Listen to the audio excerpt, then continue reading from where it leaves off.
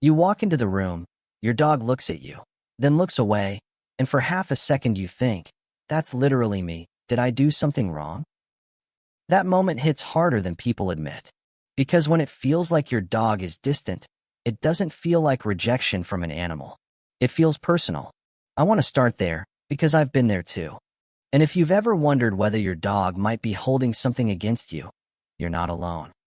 Here's something important to say right away. Dogs don't resent the way humans do, but they absolutely respond to emotional patterns, broken routines, and subtle changes in trust. And those responses can look a lot like resentment if you don't understand what's really happening. Let me pause here and ask you something. Has your dog ever stopped greeting you the same way they used to? Or chosen to sit farther away than normal? Or ignored you when they usually wouldn't? If that made your stomach tighten even a little, keep listening. Because the bond between you and your dog is psychological before it's behavioral. And small cracks in that bond often show up quietly, not dramatically. One of the most common signs people misinterpret is emotional withdrawal. Your dog isn't angry. They're unsure. Dogs are incredibly sensitive to predictability. When routines change, tone changes, or attention becomes inconsistent, their nervous system notices immediately. Here's what most people don't realize. Dogs don't attach to words. They attach to patterns. So when life gets busy, stressful, or emotionally heavy for you, your dog feels the shift before you do. I've noticed this in my own experience. Not because I stopped loving my dog, but because my presence became distracted instead of attuned. That difference matters more than people think. Another subtle sign is hesitation. Your dog pauses before approaching you. They watch instead of reacting. That pause isn't defiance. It's assessment. Dogs ask one constant question in their body language. Is this safe right now? When safety feels uncertain, even slightly, connection pulls back. Now, you might be thinking, but I never yelled, hit, or mistreated my dog. And that may be completely true. Bond strain doesn't require harm. It only requires confusion. Inconsistent rules, mixed signals, or emotional unpredictability can be enough. Here's where it gets really interesting. Dogs don't understand intent. They understand impact. You may know you were tired, overwhelmed, or rushing. Your dog only knows the energy shifted. Another overlooked sign is reduced play. If your dog used to initiate games and suddenly stops, that's communication. Play is trust in motion.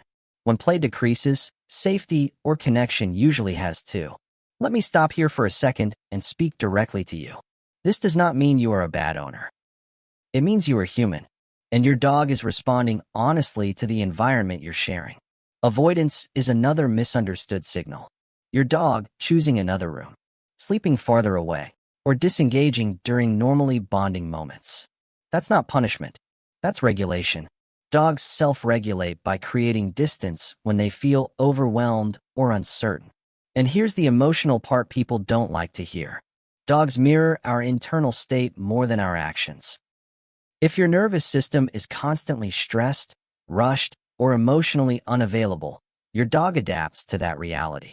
Not out of spite, out of survival. But here's the hopeful part. Because bonds that adjust can also repair. Dogs are not keeping score. They're constantly recalibrating. Small, consistent moments rebuild trust faster than grand gestures ever will. Eye contact without demand. Touch without agenda. Presence without distraction. Those things matter more than toys or treats. I've learned this the hard way. The bond didn't heal when I tried harder. It healed when I slowed down. Let me ask you one more question. When you're with your dog, are you actually with them? Or just near them? That difference is everything. If this video made you reflect instead of feel accused, that's intentional. Because this isn't about guilt. It's about awareness. And awareness is the first step toward repair. If you recognize any of these signs, don't panic. Start paying attention. Start softening your presence. Dogs forgive through consistency, not apologies. And if this resonated with you, I'd love to hear your experience in the comments, because someone else may be silently wondering the same thing. If you want more insights like this about the psychology of animals and human bonds, make sure to subscribe, because understanding builds better relationships.